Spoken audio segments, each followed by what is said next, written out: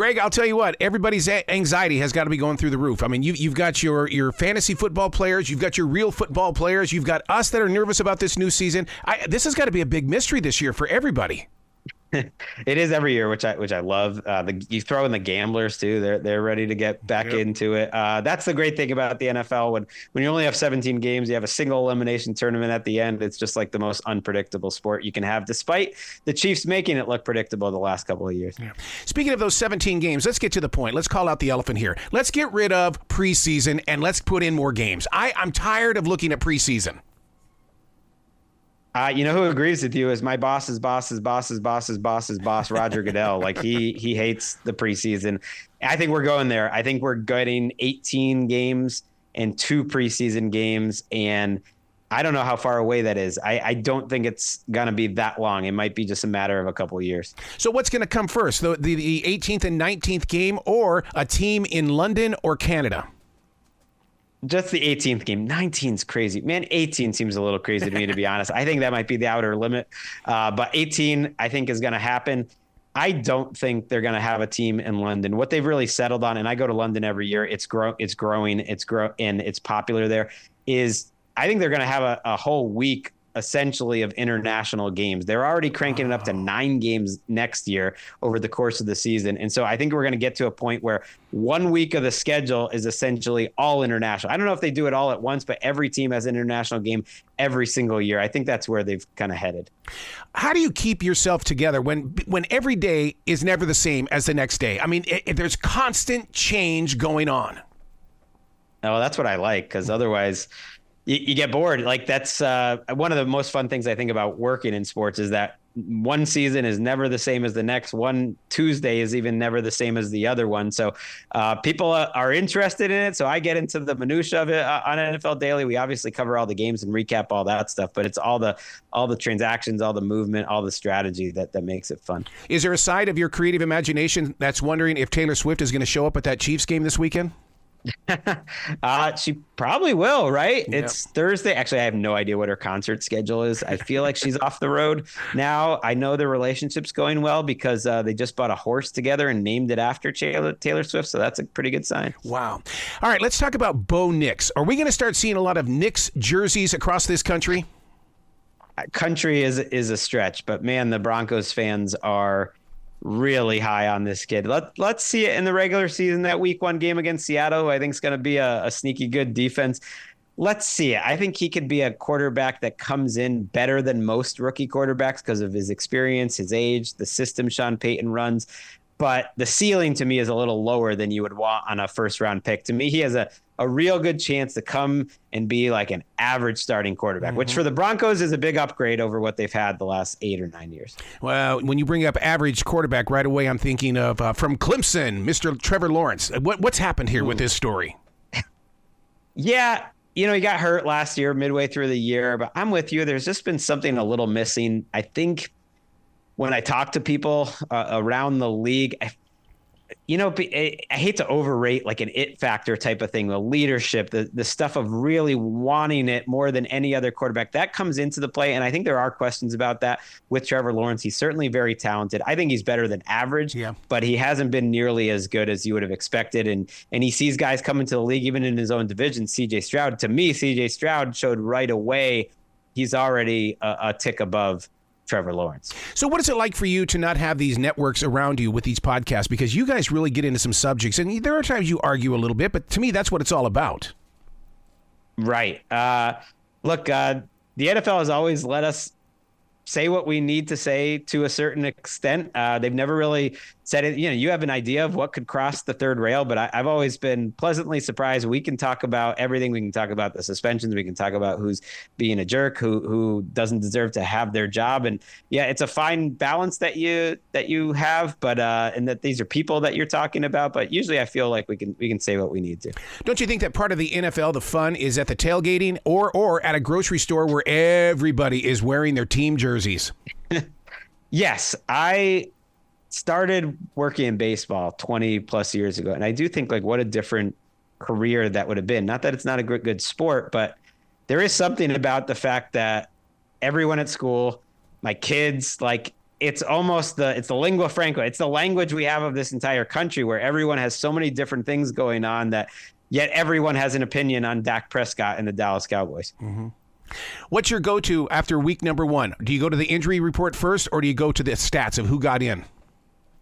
Yeah, I would go to the stats. I would go to the film, the game. Like, I try to set myself apart by watching, because you can't watch it all on Sunday. You watch it out, through the course of the week, and try to get your eyes on every single player, every single game, so you actually know what you're talking about when you're talking about all 32 teams daily, because it tells you a lot. You get used to watching these games, and half the time you turn on ESPN and you see the main guys honking there, and you realize, oh, they don't know what they're talking about at all. They did not really watch this thing.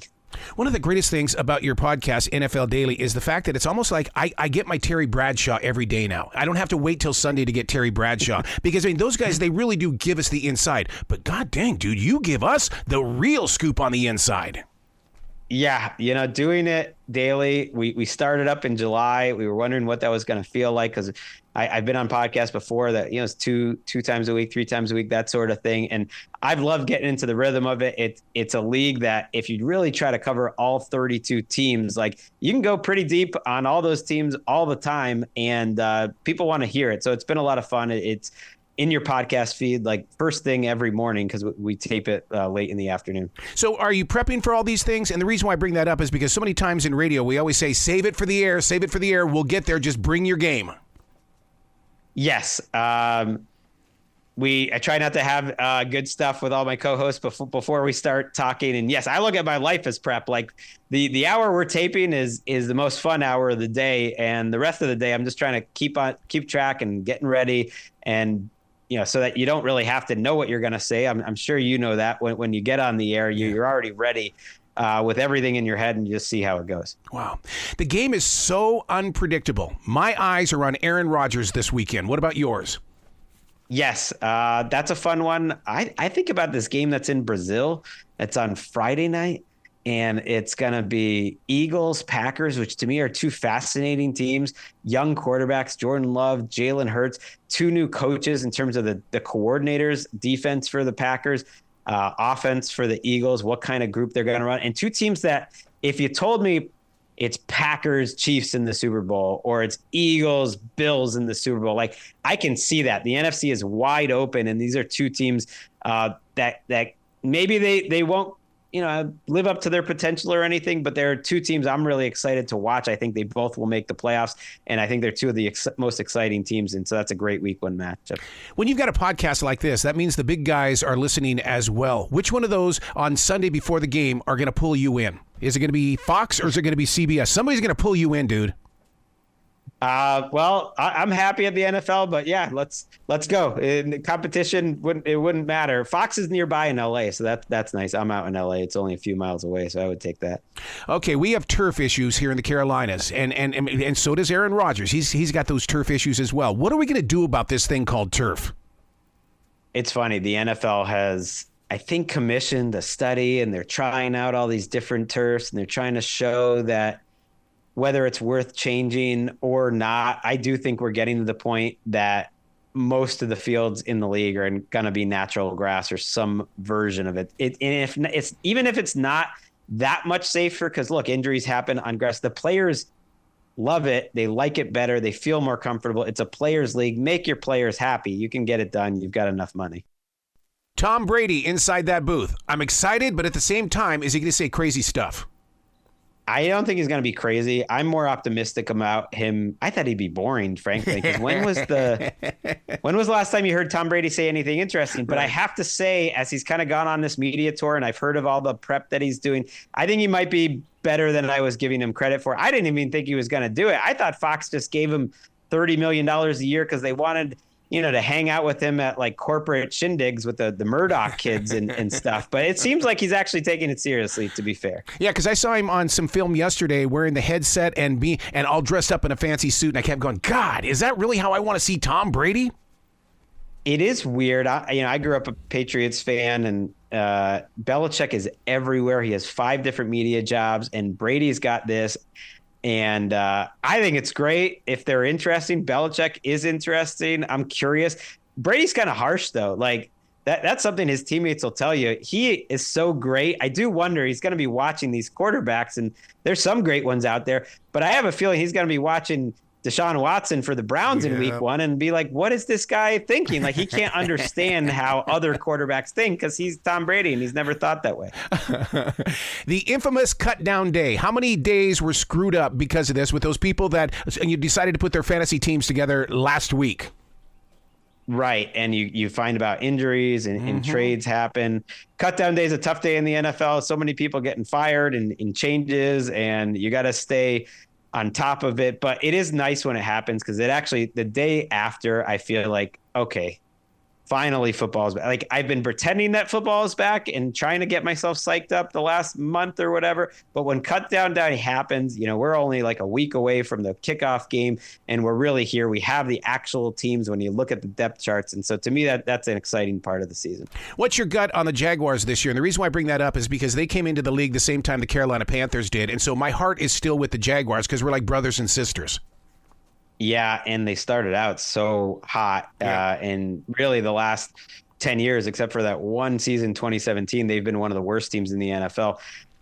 They're one of the teams I have the hardest time knowing what to do with. Like, if you told me on our show, we have something called the Dalton scale, because it was based on Andy Dalton, was the very middle of quarterbacks. So if you have a quarterback better than Andy Dalton, you have a franchise quarterback. If it's worse, then you don't have a franchise quarterback. And to me, the Jaguars are like the Andy Dalton of teams. They're just right in the middle. They don't make you excited. They're not too good. They're not too bad. They're like a piece of toast. And Trevor Lawrence is kind of like that as a player too. To me, they're a third place team in this division, and yet they'll probably win 8 or 9 games, and I don't think they'll be bad, and they won't be too good either. Well, they've always got that power too to come up there and just spank the Carolina Panthers. It's like, God dang, they weren't supposed to win this game. What happened here? I mean, both teams are willing to drop the ball.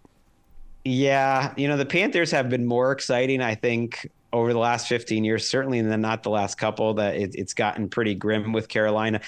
There's some reason to have some hope in Carolina. Dave Canales is a good new head coach. I do think they can help Bryce Young at least be respectable, be a decent starting quarterback this year. Is he too short? Be open. It's not just that he's too short. I think it's just that he's too slight of frame. Mm-hmm. Can you build an offense around a guy that short that needs to create, that doesn't really play from the pocket? Look, Kyler Murray's not much taller. Russell Wilson's not much taller. Drew Brees is not much taller. They've all shown that you can do it, but is he talented enough to make it happen? I think this year will go a long way to finding out. Speaking of Russell Wilson, what happened to this dynasty guy? Yeah, he was one of those players, I think, if you thought about it, was never going to age well, because he just had a specific skill set. He's so physical. He can take hits. He's so athletic, but he's a shorter guy who didn't really see the field, kind of like a Bryce Young, but had that one superpower, which is he can escape getting sacked, and he can throw the ball deep down the field better than practically anyone that's ever played. Now, he can still do that, but he can't escape anymore, and that really was his superpower. So as he's gotten older and slower, he's just a little more limited. He's not a guy like a Tom Brady or, let's say, even a CJ Stroud, to pick a young player who kind of wins with his mind, going through 1 to 2 to 3, his progressions. He was winning by getting out of the way of defenders and throwing it deep. Do you ever get around to the other cities in the way that, Charlotte has become such a melting pot with people coming from all over the nation? I mean, you've got your Packer fans, you've got your Steeler fans, you've got your Saints fans. In fact, those Saints think they've got themselves the greatest dang team on the planet this year. Do they? I mean, come on. No. Saints fans, I don't even think Saints fans think that. I think they're sick of this Dennis Allen team, just because as a coach, they're an interesting team. I talked about how the Jaguars are right in the middle. I think that's what the Saints want. Ever since Drew Brees left, they have this structure in their front office where they're just hoping to get to 9 wins. So they're spending all this money and getting all these veterans, and they're just trying to be in the middle so that no one gets fired and everyone keeps their job, which, frankly, I identify with. I get it, but they're not aiming high. You know what I mean? Yeah. Can the Niners stay? I worry about the Niners. They are a team I think could decline a lot this year. They've had these holdouts with Trent Williams and Brandon Ayuk. They're counting on their big stars to stay healthy. Nick Bosa, Christian McCaffrey. They are a team, if I had to pick one to kind of decline a handful of wins, they would be up there. Wow. One of the things that you brought up that I've never heard of before is this thing called the power poll. I think fans are going to dig this. Are you going to continue it? Yes, that was us voting kind of where the league stood going into the season. And look, we had the 49ers second, I believe, on that, even though I thought they'd be a little lower. But yeah, we'll revisit that throughout the course of the season, kind of group the teams into the tiers, see if your Panthers, can escape that bottom tier. So to me, it is nice to have lower expectations. If they can just get to be like the 23rd best team in the league, that's a good season for the Panthers. But being, in Carolina, where we've got the Tar Heels and Duke, I mean, we want to be in the playoffs. We want to have the action. Yes, and you're not going to be there this year, but you can you can start building towards it. I think what they did in terms of building up their offensive line and really spending as much as they could to make Bryce Young's life a little easier was smart. And I think next year will be about improving the defense too. You opened up my eyes when you were talking about the top 50 free agents for 2025. My God, that seems like a large number. Yes, I do that column every year, kind of just like looking ahead to who's going to be available because, look, that's how teams try to improve themselves. And there's a lot of good receivers that'll be out there. And one of them might be Brandon Ayuk of the 49ers, T. Higgins of the Bengals, DeAndre Hopkins should be out there. I think if you need a receiver, and I know the Panthers, for instance, are going to be one team, but a lot of teams do. I think there will be some available next offseason. So are you glad that Riverboat Ron is not with the Commanders? Funny you mention him. He's actually going to be on NFL Daily next week, I believe. I don't know if he knows this yet. We're going to be talking about like who's going to win Coach of the Year. And he was a fun coach when he was with the Panthers. I loved his attitude in terms of going for it. And I love those Cam Newton teams. On my old podcast, the Around the NFL podcast, we had something called the team of the Around the NFL. And we would pick a team every year. And they were their first ever team, the 2013 Panthers. I think that was such a fun team. The 2015 team that made the Super Bowl was really fun. So to me, that was a fun era in Carolina. That guy, as a real person, is so down to earth. I mean, you'll see him at a grocery store, and he'll just sit there and talk to you, and it's like going, "Oh my God," And I mean, he loves people. He does. That's why I'm excited to have him on the show. I've met him a few times, but he is now working with us actually at NFL Network. So we heard he was in the building. We're like, oh, we got to get him on. He won Coach of the Year twice. So we're going to go through who could win Coach of the Year, and he's going to get, pick who he thinks are the best coaches in the league. Do you think Jaden Daniels is going to have the right leadership? Yes. I like Dan Quinn, his head coach. I like the ownership change there. It was great news for the entire NFL, especially for Commanders fans when they got rid of Dan Snyder, the worst NFL owner in history, if you ask me. And Jaden Daniels is a guy that everyone that meets him, everything you hear about him is that he is that dude. He is ready to lead a franchise. I like the Panthers. I don't think they have the talent around him to win yet, but I think he'll play well enough this year that they'll feel really good about their future. What's your gut telling you about the NFL being on the streaming platforms? I mean, not everybody can get those games now? Like, that is true. And yet it's just where the world's going, and it's just part of it. And so I think that's unfortunate that it's not as big of an audience as an NBC, but it's getting there. And yeah, those games on Prime, on Netflix, on Christmas, that was a seismic day when they announced that. Well, first of all, because I realized, I'm working now on a doubleheader on Christmas. That's fun to tell my family. And then also, yeah, you got to get Netflix to watch those games, and they gave them really good games too. Wow. Where can people go to find out more about everybody that's involved with NFL Daily? Because I want them to really understand this is a team effort, like a true professional team. Absolutely. I love my co-host, Patrick Claybon, Colleen Wolfe, Steve Weish. It's a great group. And yeah, we're all on NFL Network. But look, NFL Daily is it's in the title. It's there in your inbox in terms of your podcast feed every single morning. We record it the night before, and so that it's ready for you. We love that consistency. And I'm really looking forward to our recap shows. We tape right after these games happen on Sundays, on Mondays, on Thursdays, so you get the instant reaction to the games. I love it. Please come back to this show anytime in the future. The door is always going to be open for you, dude. Appreciate it. Love talking to you. Well, you be brilliant today, okay? Thank you. You too.